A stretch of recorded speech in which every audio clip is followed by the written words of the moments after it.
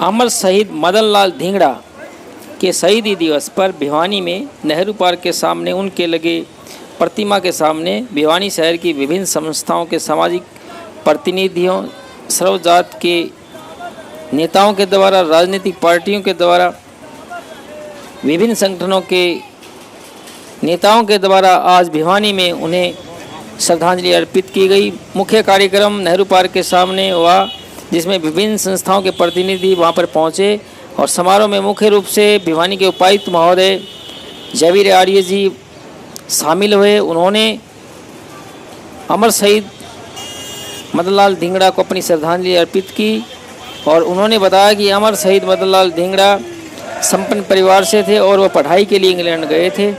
वहाँ पर उन्होंने क्रांतिकारियों में शामिल होकर जनरल वाडली की हत्या की और भारत में हुए अत्याचार का बदला लिया, जिसके कारण उन्हें फांसी की सज़ा हुई और बाद में स्वतंत्रता प्राप्ति के पश्चात उनकी अस्थियां भारत में लाई गई। पत्रकार वार्ता को संबोधित करते हुए उपायुक्त महोदय ने बताया कि भारत के स्वतंत्रता संग्राम में उनका बड़ा ही अहम रोल है और एक युवा क्रांतिकारी जिन्होंने देश को आज़ादी दिलाने में बहुत बड़ी भूमिका निभाई है। आज हम सभी सादर उनको प्रणाम करते हैं और उनके पद चिन्हों पर चलते हुए युवा उनसे प्रेरणा लेंगे और भारत की जो उनका त्याग, तपस्या और बलिदान था हमेशा भारत के इतिहास में स्वर्णिम अक्षरों में याद रखा जाएगा और युवा पीढ़ी उनसे प्रेरणा लेती रहेगी।